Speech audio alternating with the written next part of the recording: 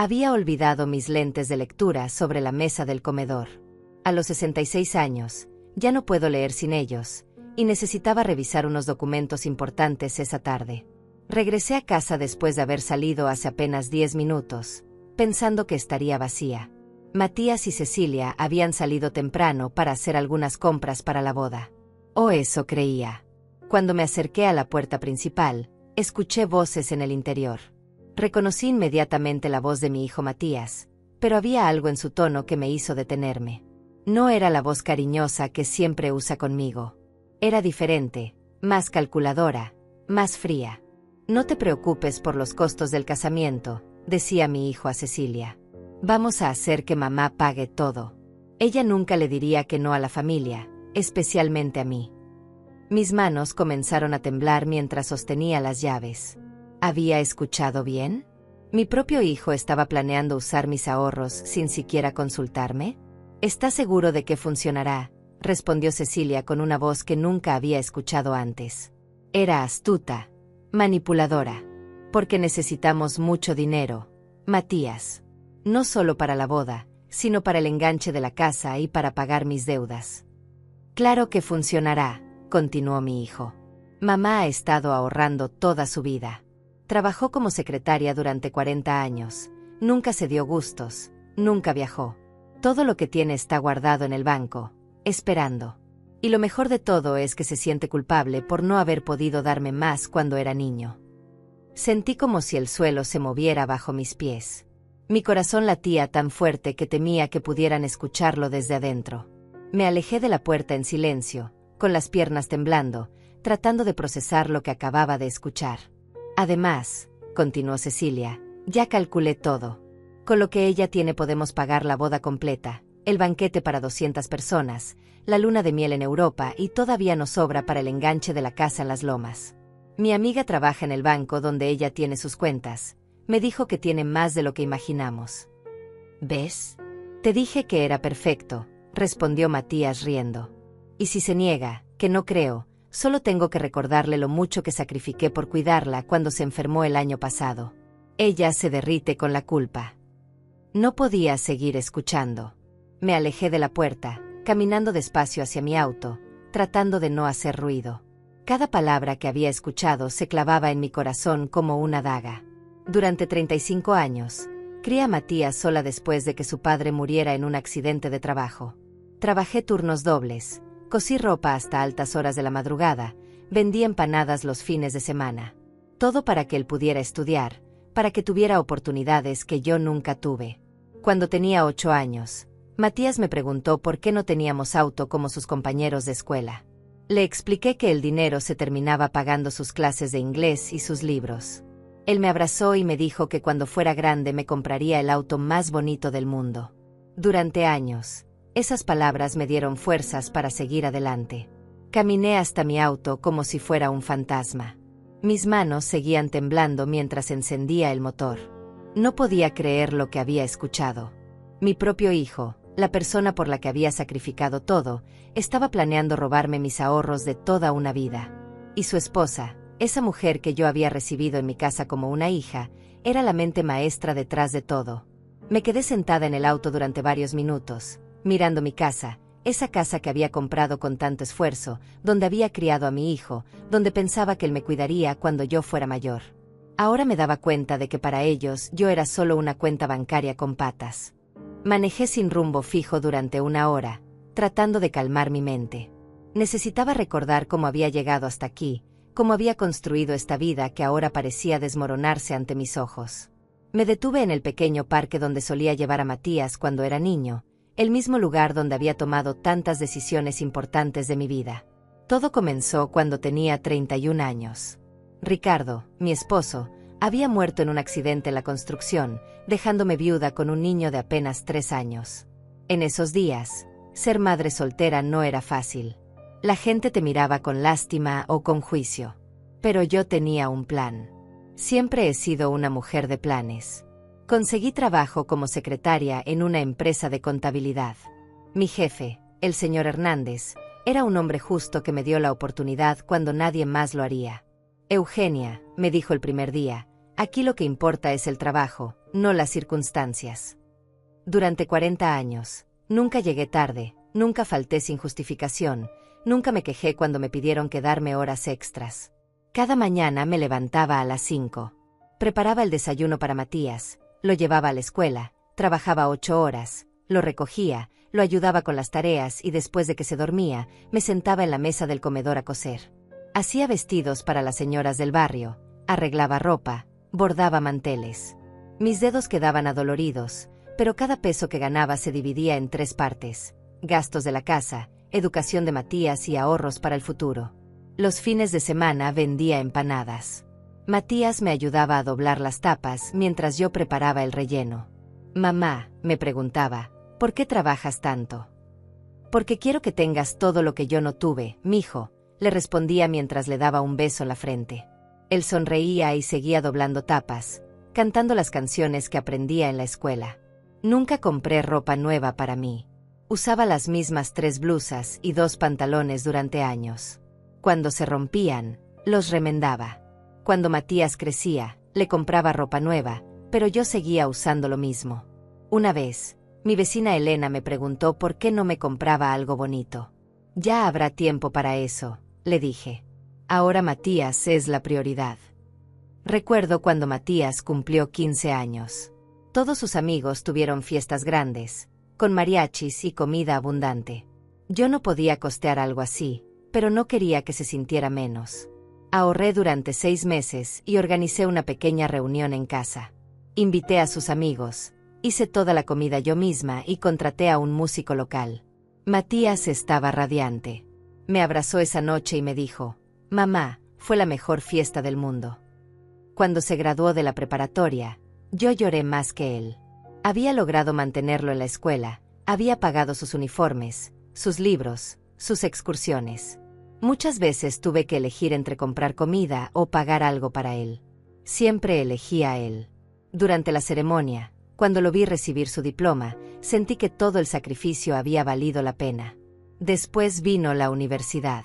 Matías quería estudiar administración de empresas. La colegiatura era cara, pero yo había estado ahorrando para ese momento durante años. Trabajé turnos dobles, vendí mis pocos objetos de valor, incluso empeñé el anillo de bodas de Ricardo. Pero logré pagar cada semestre. Durante esos años universitarios, Matías vivía en casa, pero ya no era el niño cariñoso de antes. Llegaba tarde, no me contaba sus cosas, sus amigos lo llenaban de ideas nuevas. Una vez le pregunté si estaba orgulloso de mí, si sabía cuánto había trabajado por él. Me miró con fastidio y me dijo: «Mamá, eso es lo que hacen las madres. Es tu obligación». Esas palabras me dolieron, pero pensé que era solo la edad, que ya maduraría. Cuando se graduó de la universidad, conseguí trabajo inmediatamente. Yo estaba tan orgullosa. Mi hijo, el hijo de la secretaria, se había convertido en un profesional. Empezó a ganar bien, se mudó a su propio departamento, comenzó a salir con diferentes chicas. Yo seguía trabajando, ahorrando, pensando en el futuro. A los 58 años, me enfermé. Fue un problema en el corazón que me obligó a estar hospitalizada durante 2 semanas. Matías venía a visitarme todos los días, me traía flores, se preocupaba por mí. Pensé que habíamos vuelto a conectar, que él había entendido finalmente lo importante que era nuestra relación. Cuando salí del hospital, él se mudó de vuelta a casa para cuidarme. Fueron los meses más felices que había vivido en años. Después conoció a Cecilia. Era una mujer hermosa, bien vestida, con modales refinados. Al principio me cayó bien. Era educada conmigo, me ayudaba en la cocina, me preguntaba por mi salud. Matías estaba enamorado como nunca lo había visto. «Mamá», me dijo una noche, «creo que ella es la mujer de mi vida». Yo sonreí y le dije que me alegraba mucho por él. Cuando anunciaron que se casarían, yo estaba feliz. Finalmente mi hijo tendría la familia que se merecía. Cecilia me pidió que fuera parte de la planeación de la boda. «Quiero que sea perfecta», me dijo. «Usted tiene tan buen gusto, Eugenia». Yo me sentí importante, necesaria, parte de algo hermoso. Pero ahora, sentada en mi auto, recordando todos estos años, todas estas memorias que creía preciosas, me doy cuenta de que tal vez todo fue una ilusión. Tal vez mi hijo nunca me vio como su madre, sino como su proveedora. Tal vez Cecilia nunca me vio como su suegra, sino como su oportunidad. Decidí regresar a casa después de 2 horas de manejar sin rumbo. Necesitaba enfrentar la realidad, pero también necesitaba actuar con inteligencia. Si realmente Matías y Cecilia estaban planeando usar mis ahorros, tenía que saber exactamente qué tanto sabían de mi situación financiera y hasta dónde llegaban sus planes.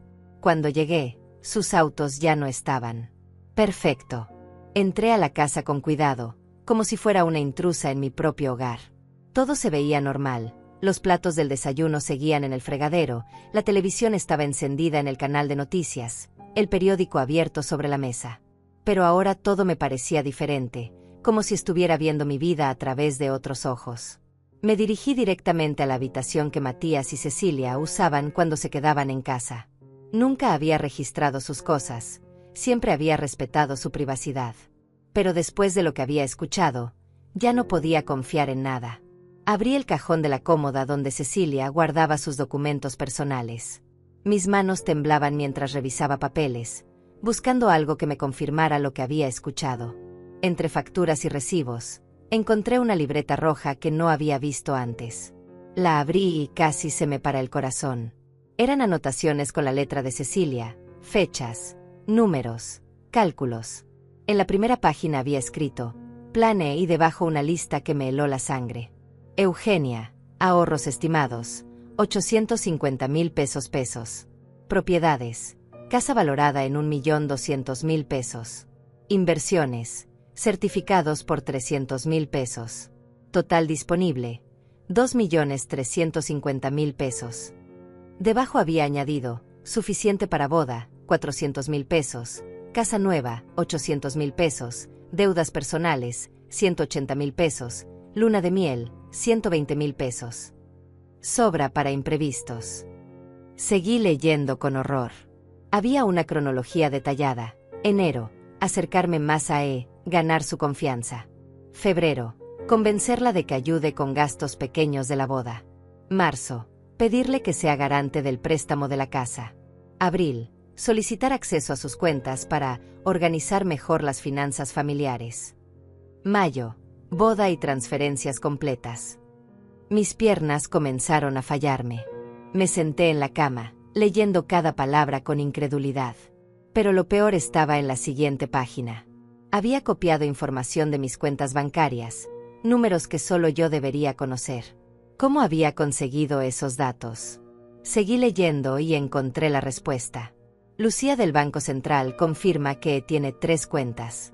La principal con 620,000 pesos, la de ahorros con 180,000 pesos y la de inversiones con 350,000 pesos. Lucía puede facilitar transferencias si autoriza a M como beneficiario. Costo del favor, 15,000 pesos. Lucía. La conocía desde hace años. Trabajaba en el banco donde tengo mis cuentas principales. Siempre había sido muy amable conmigo, me ayudaba con mis trámites, me explicaba las nuevas políticas. Nunca imaginé que pudiera traicionarme de esta manera. ¿Cuánto tiempo llevaba pasando información de mis cuentas? Pero había más. En la página siguiente, Cecilia había escrito, Backup plan, si se niega, Matías mencionará gastos médicos futuros, necesidad de cuidados, amenaza sutil de abandono. Es muy emocional, cederá por miedo a quedarse sola. Sentí náuseas. No solo estaban planeando robarme, sino que habían analizado mi personalidad, mis miedos, mis debilidades.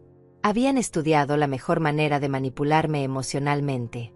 Todo este tiempo, mientras yo pensaba que estaba construyendo una relación con mi nuera, ella me estaba estudiando como un científico estudia a un insecto. Continué leyendo y encontré algo que me destruyó completamente. Había una conversación transcrita entre Matías y Cecilia. M, ¿no te sientes mal por lo que estamos haciendo? Es mi madre. C, tu madre tuvo su vida, Matías. Nosotros merecemos la nuestra. Además, ¿qué va a hacer con tanto dinero? No viaja, no se divierte, no tiene amigos. Al menos nosotros lo vamos a usar para algo productivo. M, pero si se entera. C, no se va a enterar. Y si se entera, ya será tarde. Una vez que tengamos la casa y hayamos gastado en la boda, no podrá hacer nada. ¿Qué va a hacer? Demandar a su propio hijo. Tienes razón. Además, técnicamente estamos asegurando su futuro. Cuando esté más vieja, nosotros la vamos a cuidar. Exacto. Es una inversión en su propio bienestar. Cerré la libreta y me quedé sentada en silencio, procesando todo lo que había leído. No era solo una cuestión de dinero. Era una traición completa, calculada, fría. Mi propio hijo había participado en analizar mi vulnerabilidad emocional. Había discutido conmigo como si fuera un problema que resolver, no como su madre. Me levanté y seguí revisando. En el armario, detrás de unas cajas, encontré una carpeta con documentos que me asustaron aún más. Eran investigaciones sobre mí que Cecilia había hecho. Tenía copias de mi historial crediticio, información sobre mis propiedades, incluso fotografías de mi casa tomadas desde diferentes ángulos, como si estuviera tasando la propiedad. Pero lo que más me impactó fue encontrar un contrato preelaborado. Era un documento donde yo supuestamente cedía la administración de mis bienes a Matías debido a mi edad avanzada y la necesidad de asegurar un manejo responsable de mi patrimonio. El documento ya estaba lleno, solo faltaba mi firma. En otra carpeta encontré algo que me dejó sin respiración. Eran fotografías mías tomadas sin mi conocimiento. Algunas en el banco, otras en el supermercado, otras saliendo de la casa. Tenían fecha y hora. Cecilia me había estado siguiendo, documentando mis rutinas, estudiando mis movimientos. Había también impresiones de correos electrónicos entre Cecilia y personas que no conocía. En uno de ellos, fechado 2 semanas atrás, Cecilia le escribía a alguien llamado Carmen: ya casi terminamos aquí. La vieja está completamente enganchada. En 2 meses tendremos todo liquidado y podremos proceder con el siguiente plan. Esta vez fue más fácil de lo que pensé. ¿El siguiente plan? ¿Esto lo habían hecho antes? ¿Había otras víctimas? Seguí leyendo y encontré la confirmación de mis peores temores. En otro correo, Cecilia describía cómo había hecho lo mismo con la madre de su anterior novio. La estrategia es siempre la misma: acercarse a la familia, identificar al miembro más vulnerable económicamente, crear dependencia emocional y luego extraer los recursos sistemáticamente. Con la anterior tardé 8 meses. Pero conseguí 400,000 pesos antes de desaparecer. Mi sangre se convirtió en hielo. Cecilia era una estafadora profesional. Mi hijo no era solo un hijo malagradecido, era cómplice de una criminal. Y yo, que había trabajado toda mi vida para construir algo, era simplemente su siguiente víctima. Escuché el sonido de un auto en la entrada. Rápidamente volví a colocar todo en su lugar, cerré los cajones y salí de la habitación. Cuando Matías y Cecilia entraron, yo estaba sentada en la sala, leyendo un libro, aparentando normalidad. «Hola, mamá», me dijo Matías besándome la frente. «¿Todo bien? Te ves un poco pálida». «Estoy bien, mijo», respondí con una sonrisa forzada. «Solo un poco cansada». Cecilia se acercó y me tomó la mano. «Eugenia, ¿ya pensaste en lo que te dijimos sobre ayudarnos con algunos gastos de la boda? Sería hermoso si pudiera ser parte de esta etapa tan importante de nuestras vidas». La miré a los ojos, esos ojos que ahora sabía eran los de una depredadora, y sonreí. «Claro, mija. Mañana vamos al banco a ver qué podemos hacer». Nunca había mentido tan bien en toda mi vida. Esa noche no pude dormir. Me quedé despierta hasta las 5 de la mañana, mirando el techo, repasando cada conversación, cada gesto, cada momento que había vivido con Matías y Cecilia en los últimos meses. Todo tomaba un significado completamente diferente ahora que conocía la verdad. Era como ver una película por segunda vez y darse cuenta de todas las pistas que había ignorado la primera vez. Recordé el día que Cecilia llegó por primera vez a mi casa. Matías me había advertido que era muy especial, que quería causarme una buena impresión. Ella llegó con un ramo de flores rojas y una sonrisa perfecta. «Señora Eugenia», me había dicho, «Matías me ha contado tanto de usted. Dice que es la mujer más fuerte y trabajadora que conoce». En ese momento pensé que era un cumplido sincero. Ahora me daba cuenta de que era una evaluación. Estaba confirmando que yo era exactamente el tipo de víctima que buscaba, una mujer mayor, trabajadora, con ahorros y vulnerable emocionalmente. Pensé en todas las veces que Cecilia me había hecho preguntas aparentemente inocentes. Eugenia, ¿usted cree en planificar el futuro?, me había preguntado una tarde mientras tomábamos café. Es que veo que usted siempre ha sido muy previsora, muy cuidadosa con el dinero. Yo le había respondido con orgullo, contándole sobre mis años de ahorro, mis sacrificios, mis inversiones. Incluso le había mostrado algunos de mis estados de cuenta cuando me preguntó sobre los mejores bancos para abrir una cuenta de ahorros. ¿Cómo había sido tan ingenua? Cada pregunta tenía un propósito. Cada conversación era una entrevista disfrazada. Cuando me preguntó sobre mis amistades, no era por curiosidad social, estaba evaluando si tenía una red de apoyo que pudiera interferir con sus planes. Cuando me preguntó sobre mis rutinas diarias, no era para conocerme mejor, estaba estudiando cuando era más vulnerable, cuando estaba sola. Recordé el día que se enfermó y yo la cuidé como si fuera mi propia hija. Tenía fiebre alta y se quedó en cama durante 3 días. Yo le llevé sopas, le cambié las compresas frías, me quedé despierta cuidándola. Cuando se sintió mejor, me abrazó llorando y me dijo: Eugenia, nunca había tenido una madre que me cuidara así. La mía murió cuando yo era muy pequeña. Lloré con ella, sintiéndome honrada de poder llenar ese vacío en su vida. Ahora me preguntaba si realmente había estado enferma o si todo había sido una actuación para probar mi nivel de dedicación hacia ella. ¿Había fingido las lágrimas? ¿Había fingido la historia de su madre muerta? ¿Cuánto de lo que sabía sobre ella era real? Pensé en mi hijo, en cómo había cambiado desde que estaba con Cecilia. Antes era descuidado con el dinero, impulsivo, pero nunca calculador. Había heredado mi tendencia a ayudar a otros, incluso cuando eso significaba sacrificio personal.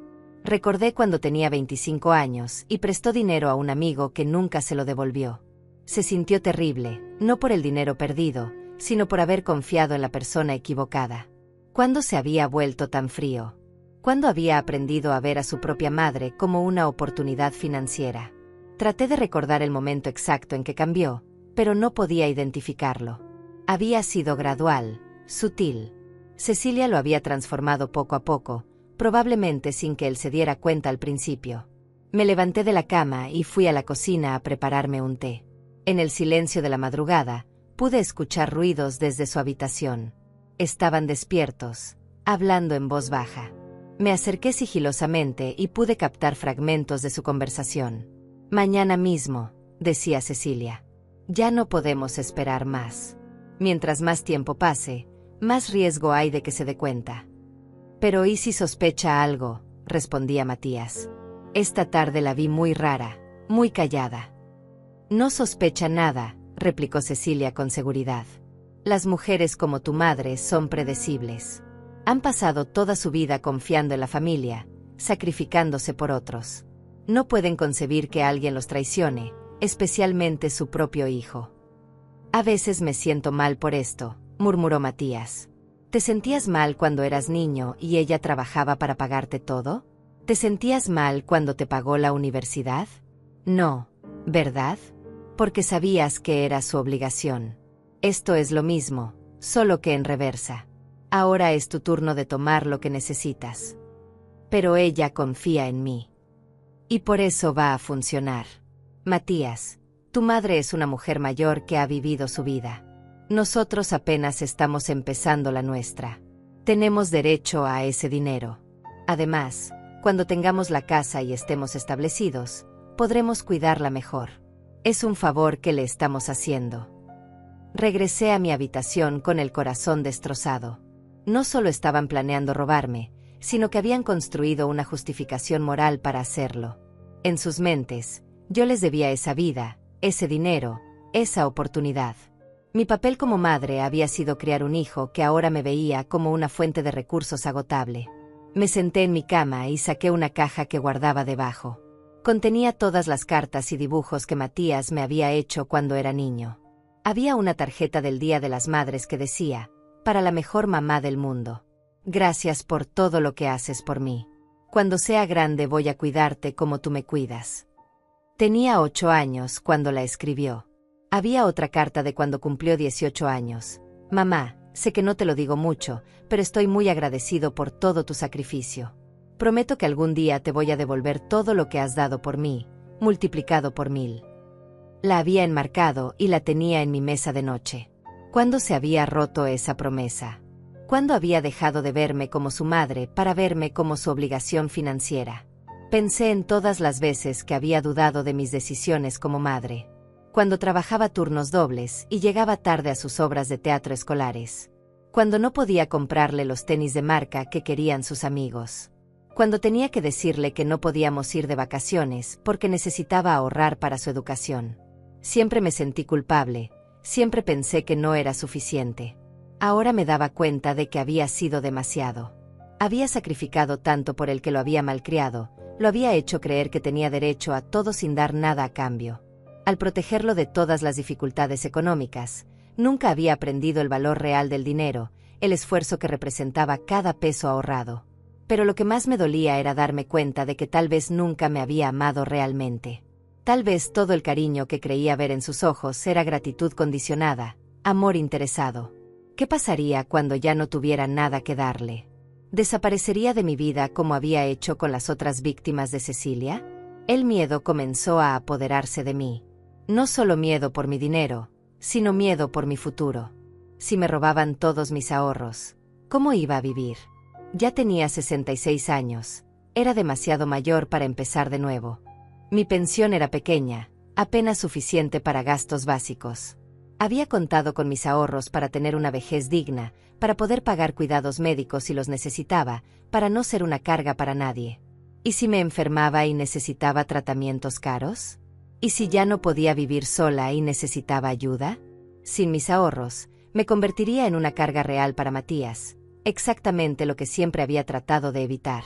La ironía era cruel. Al robarme mis recursos para asegurar mi independencia futura, me estaban condenando a depender completamente de ellos. Pero había algo aún peor que el miedo económico. Era la soledad existencial de darme cuenta de que la persona más importante en mi vida me veía como un medio para un fin. Durante 35 años había construido mi identidad alrededor de ser su madre, de sacrificarme por él, de asegurar su bienestar. Si él no me valoraba realmente, ¿qué quedaba de mí? Cuando amaneció, ya había tomado una decisión. No iba a ser víctima de nadie, ni siquiera de mi propio hijo. Si querían jugar sucio, yo podía ser más inteligente que ellos. Tenía una ventaja, sabía lo que estaban planeando, pero ellos no sabían que yo lo sabía. Era hora de convertirme en la mujer que debí ser hace mucho tiempo, una que se protege a sí misma. Al día siguiente me desperté con una claridad mental que no había sentido en años. Era como si hubiera estado viviendo en una neblina emocional y finalmente hubiera salido al sol. Desayuné tranquilamente, me vestí con cuidado y me preparé para actuar. Si Cecilia y Matías querían jugar al gato y al ratón, estaban a punto de descubrir que habían subestimado completamente a su presa. Mi primera parada fue el banco. Llegué temprano, antes de que abrieran al público general, y pedí hablar con el gerente. Don Carlos me conocía desde hace más de 20 años. Había manejado todas mis cuentas desde que empecé a ahorrar seriamente.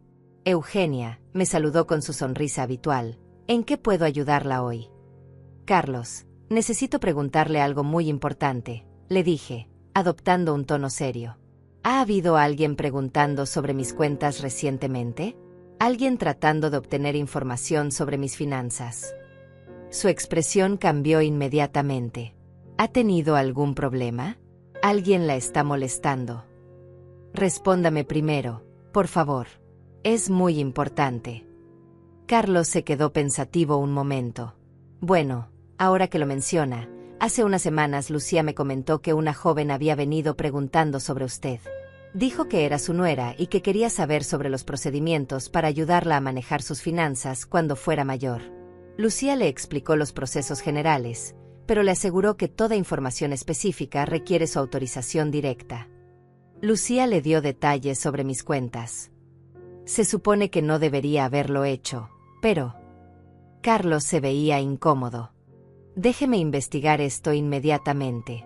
Si hubo alguna violación de protocolo, necesito saberlo. Hágalo, pero discretamente. Y necesito que me ayude con otra cosa. Quiero transferir todo mi dinero a cuentas nuevas, en otro banco, bajo máxima confidencialidad. Y quiero cambiar todos mis beneficiarios. Carlos me miró con preocupación. Eugenia, ¿estás segura? Es una decisión muy drástica. Completamente segura. Y quiero que quede registrado que nadie, absolutamente nadie, puede acceder a información sobre mis nuevas cuentas sin mi presencia física y mi identificación. Pasamos las siguientes 2 horas organizando las transferencias. Moví mis 850,000 pesos de ahorros, mis 300,000 pesos en inversiones y cerré todas mis cuentas existentes. Carlos me ayudó a establecer las nuevas cuentas en un banco diferente, con códigos de seguridad adicionales. Antes de irme, le pedí un favor más. Necesito que me consiga una grabación de audio de toda conversación que Lucía haya tenido con mi supuesta nuera. Sé que ustedes graban las llamadas y consultas por seguridad. Eugenia, eso es muy irregular. Carlos, si mis sospechas son correctas, Lucía ha estado vendiendo información confidencial de clientes. Eso podría arruinar al banco si se hace público. Ayúdeme a manejarlo discretamente y protegeremos a ambos. 1 hora después, Carlos me entregó una memoria USB con las grabaciones. Encontramos 3 conversaciones diferentes. En una de ellas, Lucía efectivamente le dio a esa mujer información específica sobre sus saldos. Ya está suspendida pending una investigación formal. Mi siguiente parada fue la oficina de mi amiga Elena. Elena había trabajado como investigadora privada antes de jubilarse y mantenía contactos en varios lugares útiles. Le conté toda la situación, mostrándole las fotos que había tomado de la libreta de Cecilia con mi teléfono. Dios mío, Eugenia, dijo Elena después de revisar todo. Esta mujer es una profesional. Esto no es su primer rodeo. Eso es exactamente lo que necesito que me ayudes a comprobar. En sus notas mencionaba a otras víctimas. Necesito saber quiénes son, cuánto les robó y si hay alguna manera de conectarla con esos crímenes. Elena se puso a trabajar inmediatamente. Utilizó sus contactos para rastrear el pasado de Cecilia. Después de varias llamadas telefónicas y búsquedas en Internet, comenzó a armar un perfil alarmante. Su nombre real no es Cecilia, me informó Elena esa tarde. Es Carmen Soledad Ruiz. Tiene antecedentes en 3 estados diferentes por fraude y estafa. Siempre usa el mismo patrón. Se hace novia de hombres con madres mayores que tienen ahorros. Elena me mostró impresos de periódicos locales. Había al menos 4 casos documentados en los últimos 5 años. En Guadalajara había estafado a una viuda de 70 años por 400,000 pesos. En Puebla, a una jubilada por 300,000 pesos. En cada caso, había usado la misma estrategia: acercarse al hijo, ganarse la confianza de la madre y luego desaparecer con el dinero. ¿Y los hijos?, pregunté. En 2 casos, los hijos eran cómplices conscientes. En los otros 2, parece que fueron manipulados, pero igualmente abandonados cuando ella obtuvo lo que quería. Hay órdenes de aprehensión pendientes en 2 estados. ¿Cómo no aparece esto en las búsquedas normales? Usa identidades falsas muy bien construidas. Documentos que parecen legítimos, referencias falsas, historias inventadas. Es muy sofisticada. Elena continuó investigando y descubrió algo aún más perturbador. Cecilia, o Carmen, tenía cómplices. Había una red pequeña pero organizada que la ayudaba a identificar víctimas potenciales, crear identidades falsas y lavar el dinero robado. Mira esto, me dijo Elena mostrándome unos documentos. Hemos identificado al menos a 3 cómplices regulares. Uno trabaja en el registro civil creando documentos falsos, otro en un banco diferente facilitando transferencias, y una mujer que actúa como referencia en empleos falsos. Y la policía no sabe nada de esto. Los casos están en diferentes jurisdicciones, con diferentes nombres. Nadie ha conectado los puntos hasta ahora. Pero nosotras sí podemos hacerlo. Esa noche regresé a casa con una maleta llena de evidencia y un plan claro. Elena me había ayudado a contactar a las otras víctimas de Cecilia. 2 de ellas estaban dispuestas a testificar si conseguíamos arrestarla. Cuando llegué a casa, Matías y Cecilia estaban cenando. Me saludaron normalmente, como si nada estuviera pasando. «Mamá, ¿cómo te fue en el banco?», preguntó Matías. «Muy bien, mijo. Hablé con Carlos sobre lo que me pidieron. Dice que mañana podemos ir juntos para hacer los trámites». Cecilia sonrió con satisfacción. ¡Qué maravilloso! Estoy tan emocionada de poder planear nuestra boda sin preocupaciones financieras. Sí, respondí, forzando una sonrisa. Quiero que tengan todo lo que se merecen. Después de cenar, mientras ellos veían televisión, subí a mi habitación y llamé a Elena. ¿Cómo vas con lo que te pedí?, le pregunté en voz baja. Ya está listo. Contraté a Miguel, el técnico de sonido. Mañana va a instalar equipos de grabación en tu sala y cocina. Son prácticamente invisibles, pero van a captar cada palabra que digan. Perfecto. ¿Y el contacto con la policía? Mi amigo el detective Herrera está muy interesado en el caso. Dice que con evidencia suficiente puede coordinar con las otras jurisdicciones para hacer un arresto simultáneo de toda la red. ¿Cuánto tiempo necesitamos? Una semana máximo. Necesitamos grabarlos hablando sobre los planes específicos, conseguir evidencia de que están accediendo ilegalmente a información bancaria y coordinar con las otras víctimas para que presenten sus denuncias formales al mismo tiempo. Esa noche me quedé despierta organizando mi estrategia. Al día siguiente iba a comenzar a actuar como la víctima perfecta, dándoles exactamente lo que esperaban ver, una madre mayor, confiada y fácil de manipular. Pero por primera vez en mi vida, yo tenía el control real de la situación. Matías y Cecilia creían que estaban cazando a una paloma indefensa. Estaban a punto de descubrir que habían despertado a un halcón. El día siguiente llegó con una tensión eléctrica en el aire. Miguel había instalado los equipos de grabación antes del amanecer, mientras Matías y Cecilia dormían. Los dispositivos eran tan pequeños que parecían simples decoraciones. Un florero con micrófono incorporado, un marco de foto con cámara oculta, incluso un enchufe falso que grababa todo. Elena llegó temprano, fingiendo ser una amiga que venía a tomar café. Su presencia me tranquilizaba, pero también me recordaba que hoy tendría que actuar como nunca antes en mi vida. Necesitaba que Cecilia y Matías se sintieran tan seguros que bajaran completamente la guardia. Buenos días. Saludé cuando bajaron a desayunar. ¿Durmieron bien? Hoy es un día muy importante para nosotros. Cecilia me abrazó con esa sonrisa falsa que ahora reconocía perfectamente. Estoy tan nerviosa, Eugenia. Es como un sueño hecho realidad que usted quiera ayudarnos tanto.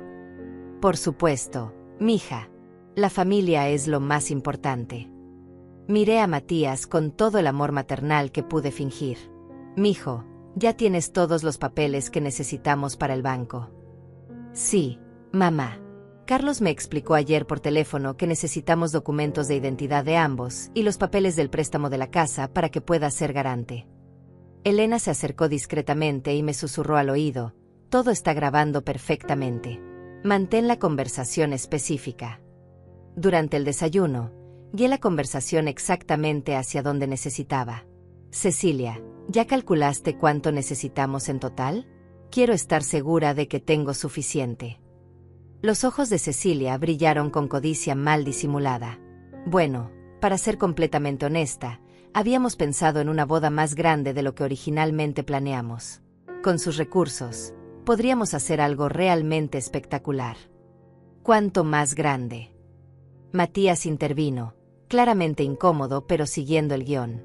Mamá, pensamos que con unos 400,000 pesos podríamos hacer una celebración que toda la familia recordará para siempre. Y para la casa, añadió Cecilia rápidamente, necesitaríamos que fueras garante de un préstamo de 800,000 pesos. Por supuesto, nosotros pagaremos las mensualidades, pero con tu historial crediticio podemos conseguir mejores tasas. Elena levantó discretamente su taza de café, indicando que todo se estaba grabando perfectamente. Me parece perfecto, respondí. ¿Y mis gastos médicos futuros? Matías me comentó que te preocupa que yo pueda necesitar cuidados especiales cuando sea más grande. Cecilia y Matías intercambiaron una mirada rápida. Claramente no habían discutido este punto conmigo directamente. Bueno, dijo Cecilia, recuperándose rápidamente. Pensamos que sería prudente que transfirieras la administración de tus cuentas principales a Matías. Por tu edad, ¿sabes? Para evitar complicaciones futuras. Todas mis cuentas. Solo las principales, mintió Matías. Para protegerte de fraudes o confusiones. Sigue siendo tu dinero, solo que yo me encargaría de los trámites complicados. Elena se levantó discretamente y salió al jardín, fingiendo hacer una llamada telefónica. Era la señal de que habíamos obtenido suficiente confesión grabada para los cargos básicos. Me parece muy considerado de su parte, dije, manteniendo mi actuación. ¿Cuándo quieren ir al banco? ¿Qué tal si vamos ahora mismo?, sugirió Cecilia con ansiedad mal disimulada. No hay razón para esperar. Perfecto. Solo déjenme cambiarme de ropa. Subí a mi habitación y llamé inmediatamente a Elena. Fase 1 completa. ¿Estás lista para la fase 2? Todo listo. El detective Herrera está posicionado cerca del banco con su equipo. En cuanto intenten hacer las transferencias fraudulentas, los arrestamos. Pero cuando bajé, me esperaba una sorpresa que no había anticipado. Había otra mujer en mi sala, una que no conocía. Era joven, elegante, y estaba hablando animadamente con Cecilia. Eugenia, me dijo Cecilia, quiero presentarte a mi hermana, Carmen. Vino desde Guadalajara para conocerte antes de la boda. Mi sangre se congeló. Carmen. Ese era el nombre real de Cecilia, según la investigación de Elena. ¿Esta mujer era realmente su hermana, o era otra cómplice usando el nombre real de Cecilia como alias? Mucho gusto, dijo la mujer extendiéndome la mano. Cecilia me ha contado tanto de usted. Dice que es la suegra más generosa del mundo. El gusto es mío, respondí, tratando de mantener la calma mientras evaluaba esta nueva complicación. Elena regresó del jardín y inmediatamente notó la tensión en mi expresión. Se acercó disimuladamente. Carmen estaba diciendo que ella también pasó por algo similar cuando se casó, continuó Cecilia. Su suegra la ayudó mucho económicamente al principio. Sí, confirmó Carmen con una sonrisa que me erizó la piel. La familia debe apoyarse mutuamente, especialmente cuando se trata de asegurar el futuro de los jóvenes. Elena se acercó a mí y me susurró tan bajo que solo yo podía escuchar. Es ella. Es la verdadera Carmen. Cecilia debe ser un alias. Ahora entendía. No solo estaba enfrentando a una estafadora y mi hijo manipulado. Estaba ante una red organizada, y Carmen era claramente la líder de la operación. ¿Carmen también vive en Guadalajara?, pregunté, tratando de obtener más información. Sí, tengo un negocio ahí. Ayudo a familias con transiciones financieras, planeación de herencias, cuidado de adultos mayores, ese tipo de cosas. Elena me miró significativamente. Carmen acababa de admitir indirectamente su modus operandi. ¡Qué interesante! Has ayudado a muchas familias. Oh sí, muchas. Siempre me ha gustado ayudar a que las madres mayores puedan disfrutar de sus años dorados sin preocuparse por las cargas financieras. Es mejor cuando los hijos jóvenes toman esas responsabilidades. Matías se veía cada vez más incómodo. Podía ver en sus ojos que algo no le estaba gustando de esta conversación, pero no sabía exactamente qué. Bueno, interrumpió Cecilia, ¿nos vamos al banco? Carmen quiere acompañarnos para ser testigo de esta ocasión tan especial. Eso confirmó mis sospechas. Carmen no estaba ahí por casualidad. Probablemente era parte de su protocolo para casos de alto valor, supervisar personalmente la operación para asegurar que se ejecutara correctamente. Por supuesto, dije. Vamos todos. En el camino al banco, Elena me envió un mensaje de texto. Cambio de planes. Herrera dice que con Carmen presente podemos atrapar a toda la red de una vez. Sigue actuando normal. Cuando llegamos al banco, Carlos me recibió con su sonrisa profesional, pero pude ver en sus ojos que estaba nervioso.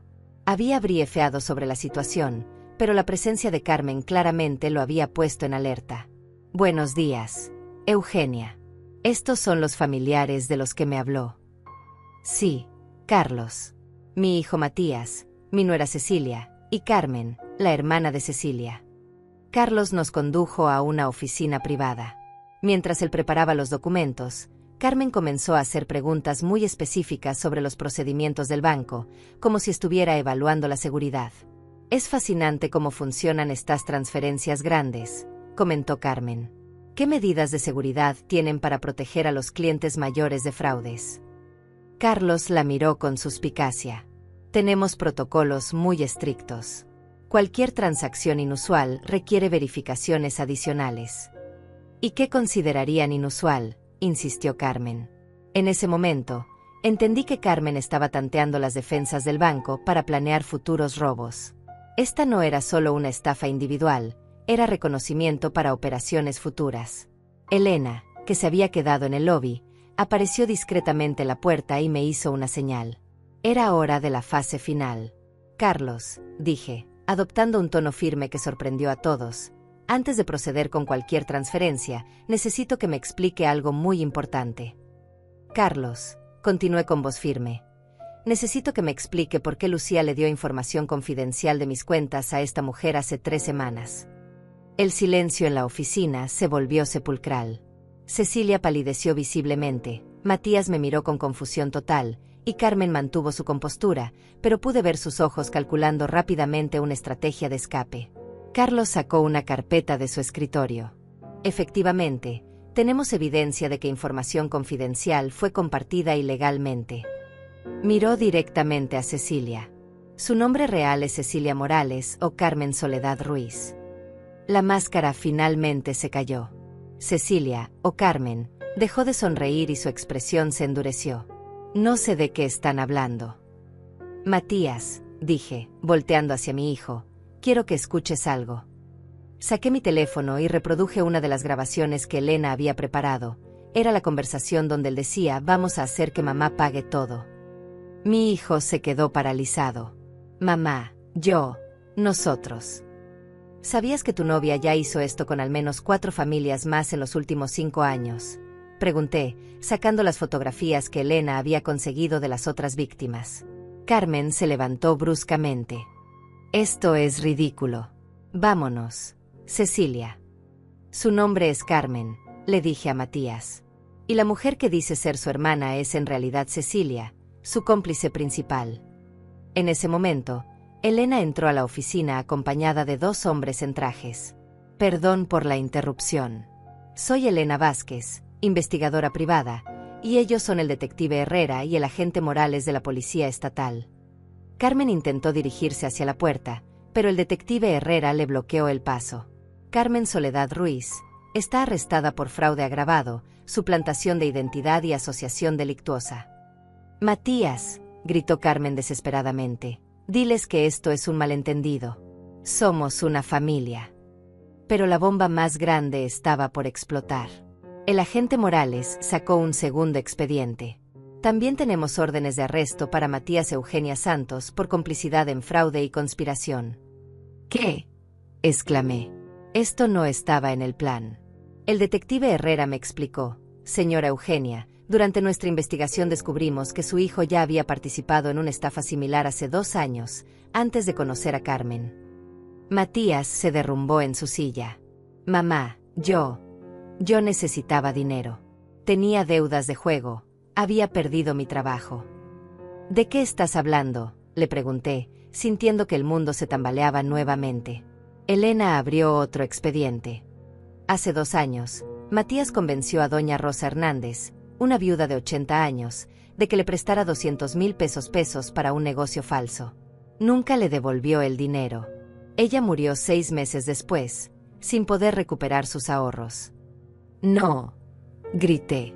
Eso no puede ser cierto. El patrón de comportamiento ya estaba establecido, continuó el detective. Carmen simplemente refinó su técnica y lo convenció de hacerlo en mayor escala. Matías comenzó a llorar. Mamá, estaba desesperado. Rosa me conocía desde niño, confiaba en mí. Pensé que podría devolvérselo rápido, pero las apuestas, perdí todo en una noche. Rosa Hernández, repetí el nombre. ¿La señora Rosa que vivía al final de nuestra calle? ¿La que me regalaba tamales en Navidad? Sí, murmuró Matías sin levantar la vista. Ella me preguntó por ti.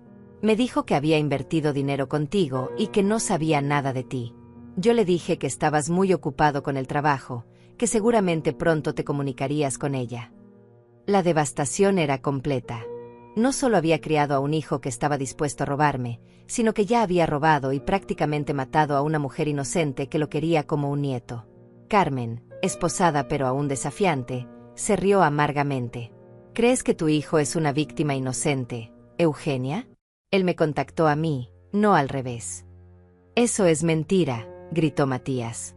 Tenemos los mensajes, dijo el agente Morales, sacando un teléfono confiscado. Matías escribió: tengo una oportunidad mayor. Mi madre tiene mucho dinero ahorrado y confía completamente en mí. ¿Te interesa asociarte? Elena me tomó del brazo para sostenerme. El shock era demasiado. Carmen continuó con crueldad: tu hijo me buscó porque había oído de mí a través de otros delincuentes. Ya tenía experiencia estafando ancianas. Solo necesitaba a alguien que refinara su técnica. Cállate, le gritó Matías. La verdad duele. No es cierto, replicó Carmen. Cuéntale a tu mami sobre las otras 3 mujeres mayores que estafaste antes de conocerme. Cuéntale sobre las casas empeñadas, los ahorros robados, las viudas que terminaron en asilos porque ya no podían pagar sus casas. No puede ser cierto, le supliqué a Matías. Elena sacó más documentos. Lo sentimos, Eugenia, pero es verdad.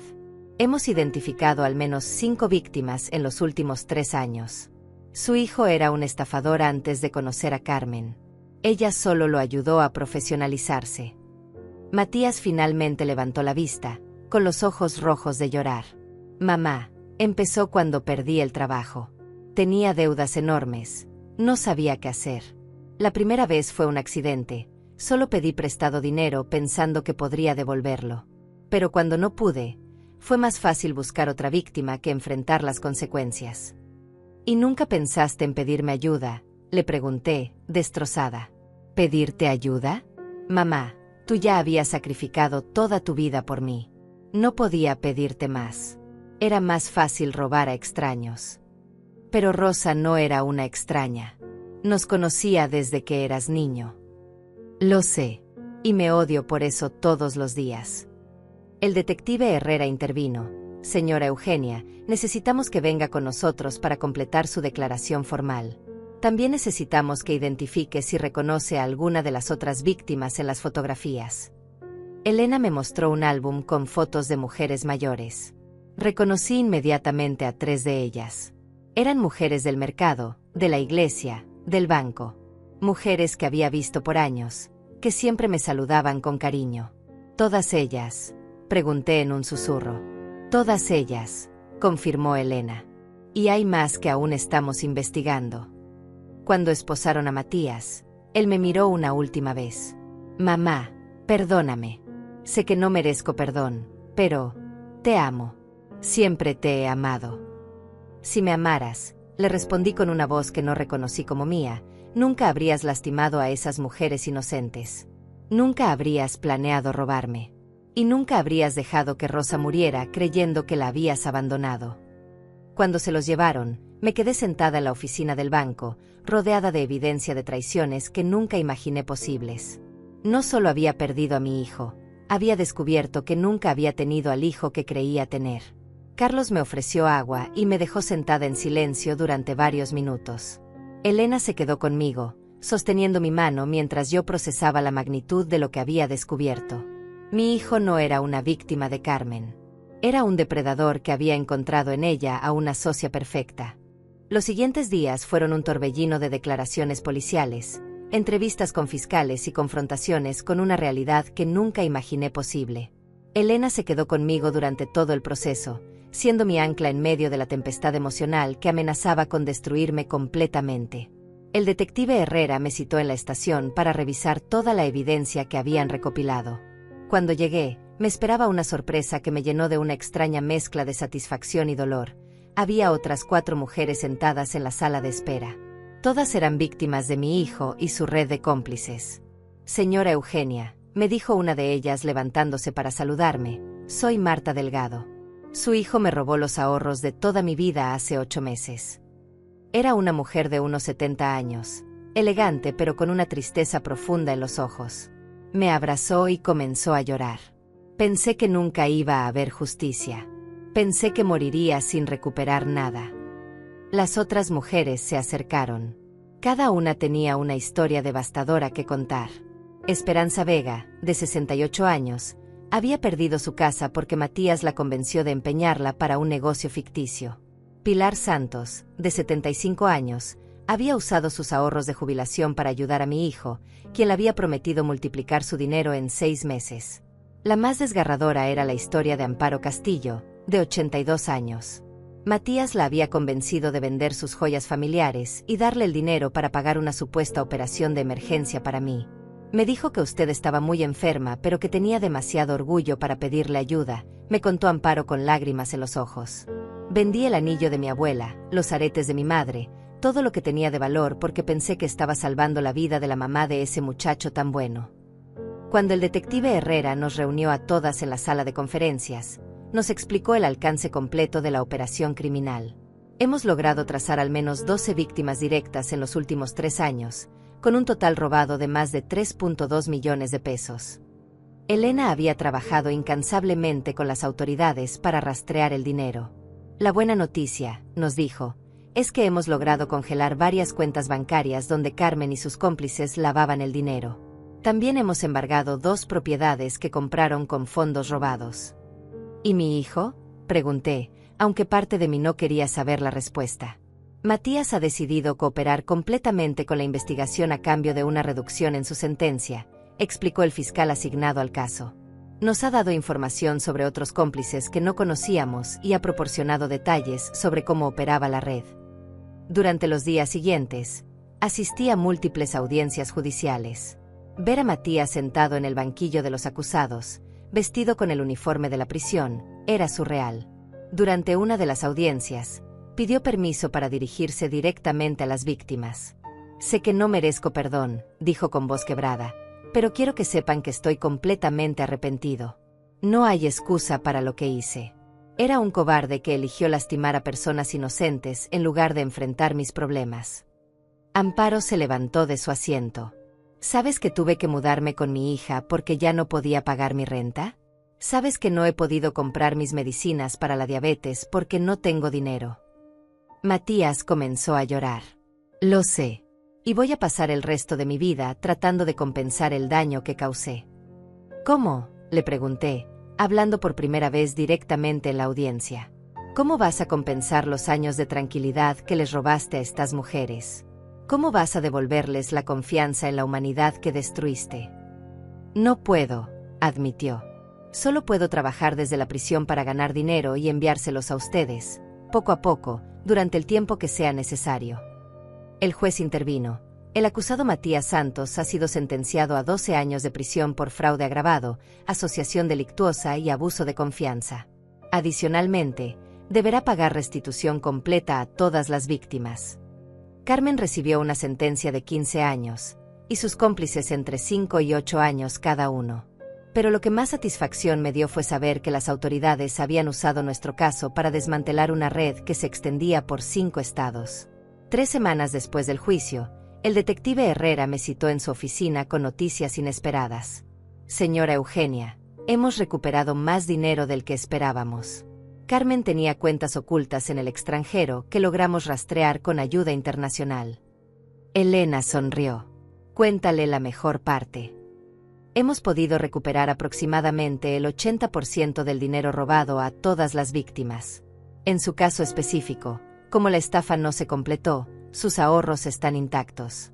Pero además, recibirá una compensación del Fondo de Víctimas de Delitos.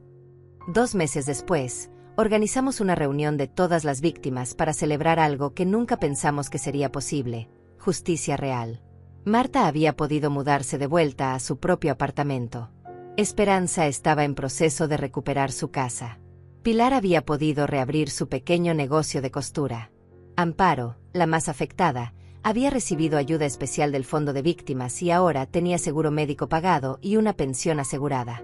Cuando nos abrazamos ese día, me dijo: Eugenia, su valor para denunciar nos salvó a todas. Si usted no hubiera sido tan inteligente y valiente, seguiríamos siendo víctimas silenciosas. El aspecto más satisfactorio de todo el proceso fue saber que nuestra evidencia había permitido a las autoridades prevenir futuras estafas. La red de Carmen había sido completamente desmantelada, y 3 de sus víctimas anteriores en otros estados también habían logrado recuperar parte de su dinero. Elena me acompañó a la audiencia final de sentencia. Cuando salimos del juzgado, me sentí extrañamente liberada. ¿Sabes qué es lo más irónico?, le dije. Matías siempre me dijo que cuando fuera grande me iba a cuidar. Al final, fui yo quien tuvo que proteger a todas esas mujeres de él. Hiciste más que protegerlas, me respondió Elena. Les devolviste la esperanza en la justicia.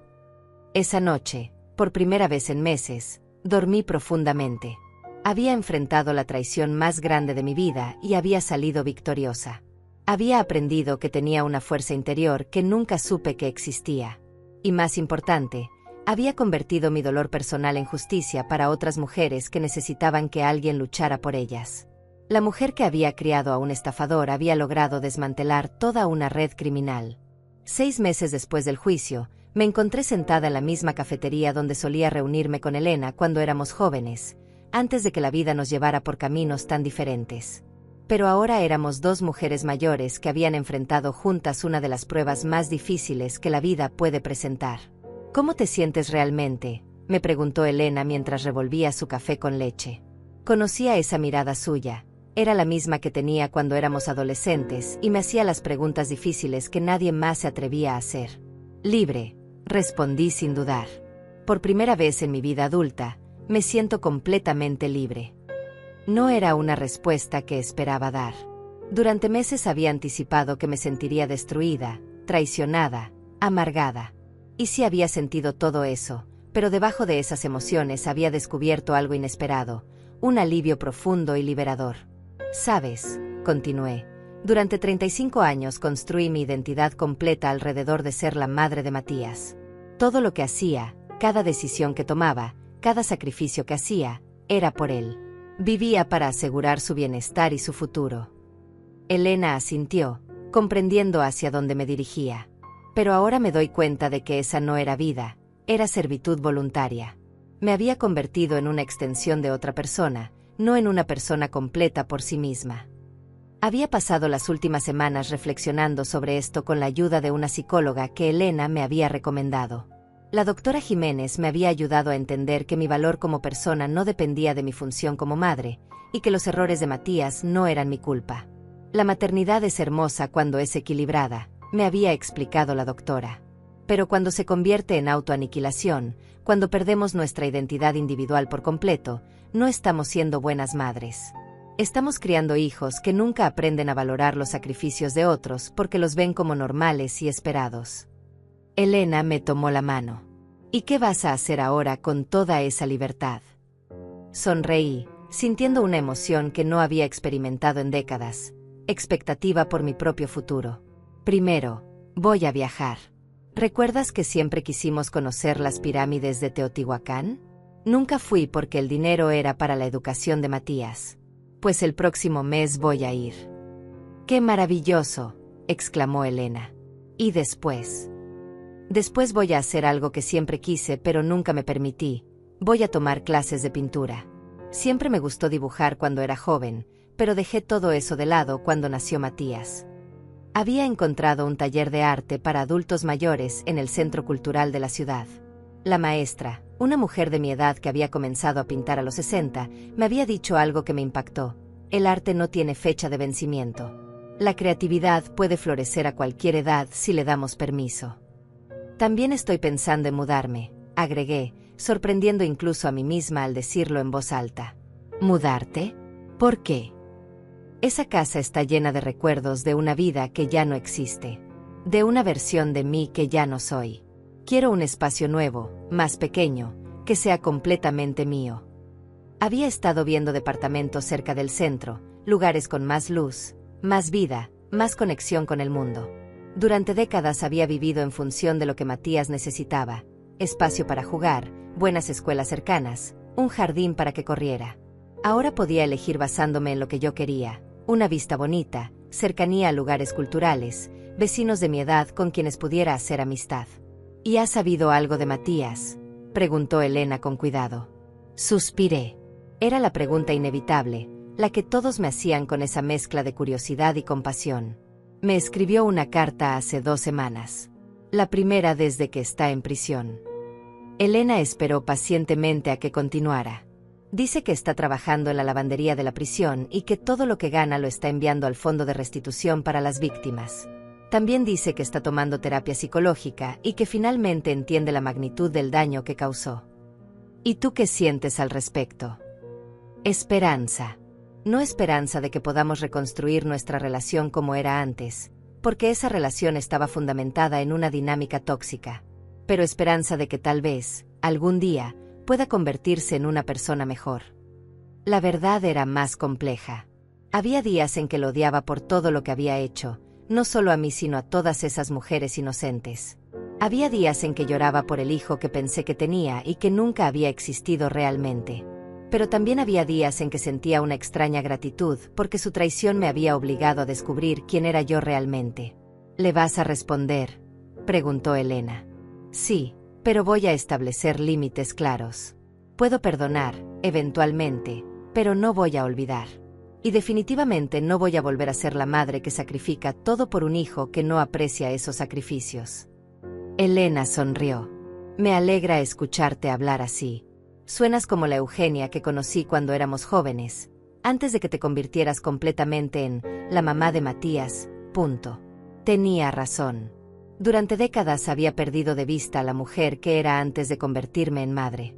Esa mujer tenía sueños propios, ambiciones personales, una personalidad completa e independiente. ¿Sabes qué es lo más extraño?, le dije a Elena. Las otras víctimas me han enseñado algo hermoso sobre la resiliencia. Elena levantó una ceja, curiosa.